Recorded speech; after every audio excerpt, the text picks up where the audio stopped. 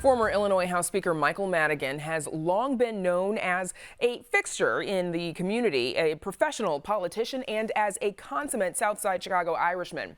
For this week's Chicago Tonight in Your Neighborhood series, we're going to the community that he has long called home, West Lawn. Our Amanda Vinicky and producer Marissa Nelson spent the day there, and Amanda joins us now. Amanda. Brandis, yes, Madigan is a fixture of West Lawn, but I'm actually coming to you live from a college campus named after another quintessential South Side Chicago politician, the first Mayor Daley. President of the Richard J. Daley College, Janine Janowski, says the school is a community beacon where students can get hands-on lessons, including at the M-Tech Manufacturing Technical Engineering Center. You can get training in welding, CNC machines, and robotics. Chicago residents can even take classes for free through City Colleges of Chicago's Future Ready program. President Janowski says that jobs are waiting on the back end. Right now, industry reaches out to us asking for when students are available to graduate because they're ready for them to enter the work world within industry here in Southwest Chicago. And the demand is ever increasing, especially post-pandemic. Students who are entering the workforce but don't have professional attire can pick up free business clothes at the Career Wardrobe Boutique. It started a few years ago as a pop-up, but was so successful that it opened as a permanent space just last week. And the boutique, by the way, is taking donations, so give them your old clothing. Meanwhile, young families that need support can look to Metropolitan Family Services.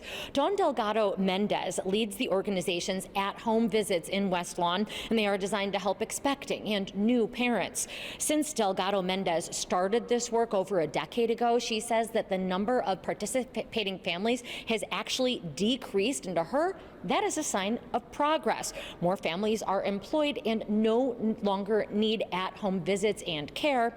They are looking for center-based childcare while they're at work.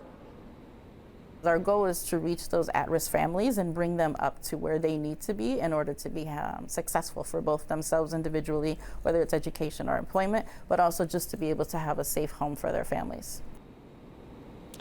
For school-aged children, Monday is a big day. That is the first since the pandemic began that at CPS, students will be able to go mask-free. Judy Idvoro leads a vaccine ambassador program in West Lawn, and she says that that change is motivating parents to get their kids' shots. Just because the last masks are lifted does not mean that folks are vaccinated, and so now we're just communicating with families that it's up to them to make sure that their child is vaccinated, and also keeping in mind that our 0 to 5 year olds are not eligible to get that vaccine. Now, one of the major cultural attractions in West Lawn is the Balzikis Lithuanian Museum. We feel very connected to this area because just east of here were the stockyards. As if you've read the Upton Sinclair's The Jungle, that you know that Lithuanians were very integral to the development of the city. They've also contributed greatly to the culture of the city. They've established operas. We had folk dance festivals. So I would say from the stockyards to the stock exchange, Lithuanians have been involved in the fiber of Chicago. Chicago is home to the largest emigre Lithuanian community, and tomorrow is an important day. It is when Lithuania celebrates the restoration of its independence. That is poignant, especially now given what is happening in Ukraine, as is the museum's No Home to Go To exhibit about refugees and displaced peoples. Balzikis says Putin's efforts to expand Russia are comparable to Stalin's that left millions dead, harmed, or displaced. She hopes that lessons of the past guide today's leaders before history repeats itself. I don't think the Holocaust would have happened had people like Stalin and Hitler been stopped in their tracks. Now we're watching another tragedy unfold in part of Europe, the same part of Europe. Now, political buffs may think that another area of the museum building is worthy of an exhibit. Madigan's longtime ward office is located on the second floor of the building. Madigan is known for putting his nose to the grindstone and spent a lot of Saturdays in the office You could, I suppose, think of it as his second home. His actual one, though, is about a half a mile away. Madigan was born in Clearing, but the former Speaker and head of the Democratic Party has long lived in West Lawn, representing the community since he entered the state legislature in 1970. This afternoon, we did spend some time on West Lawn's main drag, Pulaski, and asked passersby their thoughts on Madigan. We told folks that Chicago Tonight visits for In Your Neighborhood series a different community every Thursday. We go to different communities every week, but one of the reasons we're here this week is because of Speaker Mike Madigan. What do you think of him? I don't know who he is. Who is he? I know his house. I've been there. I've driven by there. You know, it's by Edinburgh. It's by Edinburgh.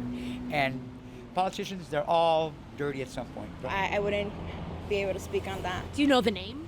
I do not. What do you think about his indictment? Long time coming. Long time coming. You play with fire, you get burned. Mind you, this was a random sampling of folks on Pulaski. West Lawn has changed a lot since Madigan was first elected. In the past decade alone, the Latino population has increased by 10% according to the U.S. Census. Realtor Jose Gonzalez says it is important the community have Latino representation in government. 100%.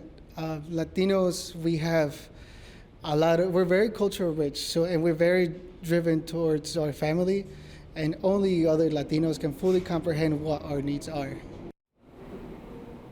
The 22nd House District is now represented by a Latina after Madigan stepped down a year ago, February. That is State Representative Angelica Guerrero-Calar, and she was appointed to that position with the help of Madigan. She is now running for election. And with that, Brandis, we've got more ahead, but for now, back to you. Amanda, thanks. We'll see you soon.